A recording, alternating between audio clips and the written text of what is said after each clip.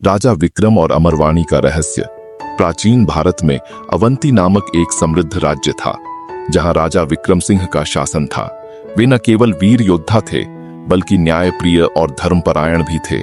उनके राज्य में प्रजा सुखी थी, लेकिन एक रहस्य ने पूरे राज्य को बेचैन कर रखा था।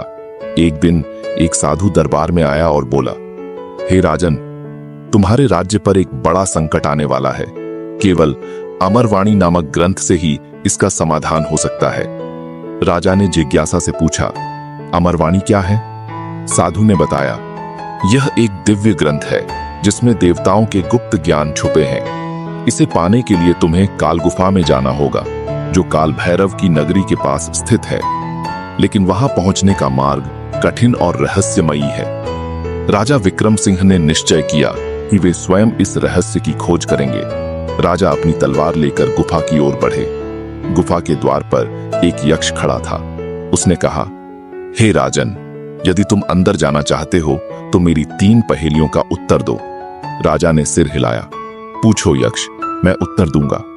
यक्ष ने पहली पहेली पूछी, ऐसी कौन सी वस्तु है जो जल में भी जलती है? राजा ने उत्तर दिया, तेल से भरा दीपक। यक्ष मुस्कुराया और दूसरी पहेली पूछी, ऐसी कौन सी चीज है जो जन्म के बाद भी अमर रहती है? राजा ने उत्तर दिया, यश और कीर्ति। अब अंतिम पहेली आई, किसके बिना कोई राजा अधूरा है? राजा ने उत्तर दिया, प्रजा के बिना। राजा का धर्म ही प्रजा की सेवा करना है। यक्ष प्रसन्न हुआ और उसे गुफा में जाने दिया। गुफा के अंदर एक विशाल सिंहासन पर एक दिव्य ग्रंथ रखा था। जैसे ही राजा ने उसे उठाया, एक भयंकर असुर प्रकट हुआ और बोला, यह ग्रंथ केवल वही ले जा सकता है जो निडर और धर्मपरायण हो। यदि तुम्हारे मन में कोई छल कपट है तो तुम नष्ट हो जाओगे। राजा ने निडरता से कहा, मैं सत्य के मार्ग पर हूं। यह ग्रंथ केवल मेरी प्रजा की भलाई के लिए चाहिए। असुर मुस्कुराया और अदृश्य हो गया। राजा ने ग्रंथ उठाया और वापस अपने राज्य लौट आए।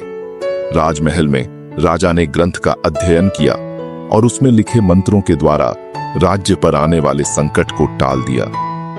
प्रजा ने राजा की बुद्धिमत्ता और पराक्रम की प्रशंसा की। इस प्रकार राजा विक्रम सिंह ने न केवल अपने राज्य की रक्षा की, बल्कि धर्म और ज्ञान की ज्योति भी जगाई। उनका नाम सदियों तक स्वर्ण अक्षरों में लिखा गया।